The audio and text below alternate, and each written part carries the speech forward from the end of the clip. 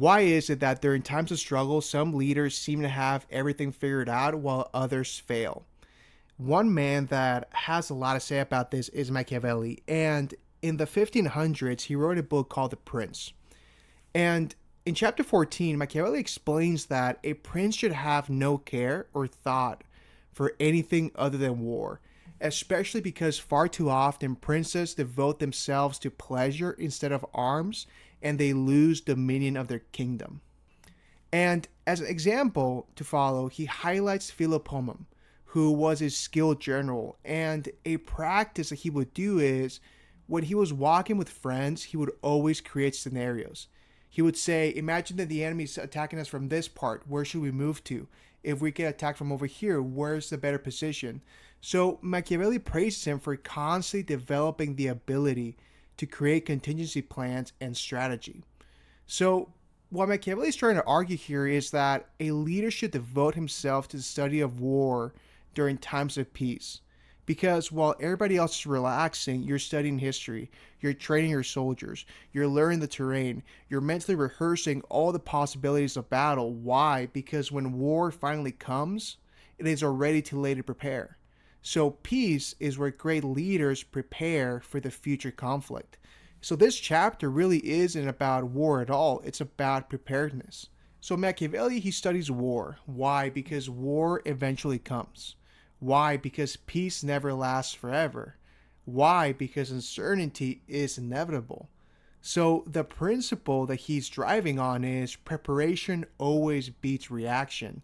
The prepared leader responds while the unprepared leader reacts.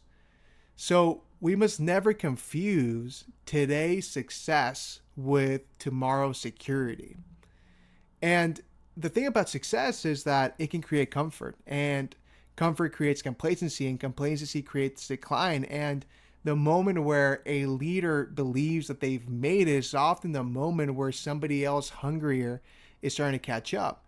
So the real assumption that Machiavelli is making is that human behavior leads people to naturally become comfortable once immediate needs are met. People relax, they stop sharpening the skills. They begin to believe that tomorrow will look just like today. But meanwhile, somebody else is training, somebody else is studying, somebody else wants the position that you have a lot more than you do. So the greatest threat to success often is the comfort created by the success itself. And we see this in everything because at the end of the day, uncertainty isn't an exception, it's the reality. So markets change, technology changes, competitors improve, employees leave, economies shift, health changes. So prepared people don't avoid uncertainty, they simply arrive better equipped when uncertainty happens. And that's the reason why when shit hits the fan, some people seem to have everything figured out while others don't. It is simply that the person that is better prepared for the situation is the one that is going to execute and perform better. Now, we have to be careful because preparation can become another form of procrastination. Some people prepare forever because preparation feels productive, but eventually planning becomes avoidance. So the goal is never preparation itself. The goal is the readiness that produces decisive action. So a counter principle is preparation must eventually become execution because if not, you're simply wasting your time. For operators, here's 6 tactical moves to apply the principle. The first one is to create SOPs before they're needed. Great operators don't wait for recurrent problems, they anticipate them. They identify bottlenecks. You have to consistently ask, if this fails tomorrow, what will we do? And then you write down the process so when the thing happens, you already have exactly what you're going to do. And for every recurring mistake, you eventually have to write an SOP. So you have standard operating procedure after standard operating procedure explaining how you're going to handle every single problem that you might run in the business. The other one is running drills. Don't hope that the team responds well under pressure, rather practice, run the scenarios. Run customer complaints, shipping delays, product defects, angry clients, system failures. Your team needs to know how to operate in these moments. And a great driving principle here is that people never rise to the level of the expectations, they fall to the level of training. Number three is practice difficult conversations. Most leaders avoid conflict until emotions are way too high. But great operators rehearse them beforehand. They rehearse, how am I going to terminate somebody? How am I going to deliver criticism? How am I going to handle customer escalation? How am I going to resolve conflict between employees? Number four, building contingency plans. Thinking, if a supplier fails, if a sales drop, if our best employee leaves, what are we going to do? Contingency planning isn't pessimism, is operational maturity. Number five, and this is my favorite one, developing observational skills. Preparation begins with observation. You have to be able to detach yourself long enough to study the battlefield.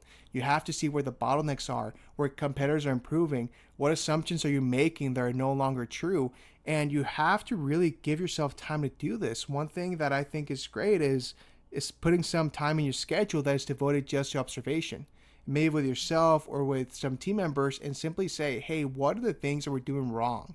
What are the things that we're observing that we need to get better at? And a lot of people, even though this seems so obvious, a lot of people don't do this. And number six, build financial margin. Preparation looks like cash, having cash reserves, inventory buffers, emergency plans, being able to have space to breathe and actually make better decisions. So lastly, I want to end with a reflection, and I want to invite you to do the same thing as well.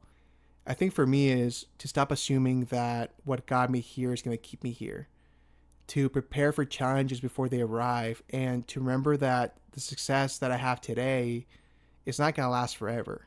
And I have to be working at it and continue to improve myself. And a great one, I think, is to act as if somebody wants to be in your place. To act, even if it's not true in a way, even if you don't have a specific competitor that you know of, you have to invent one in your head. You have to believe that somebody is going out to get you.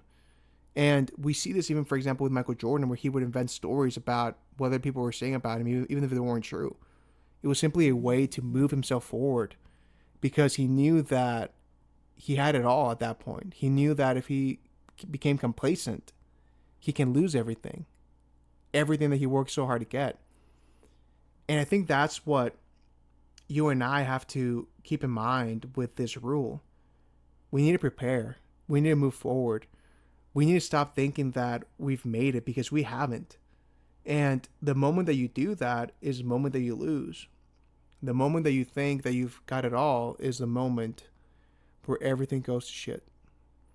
So I want to thank you so much for listening to this podcast. This is something that I've started where I simply want to talk about ideas that I think are really valuable, and applying and building it, being able to break them down into principles that actually work. And that's exactly what I want to do here. I want to be able to give you the principles that I've read about, things that I've been listening to that I think have extreme value.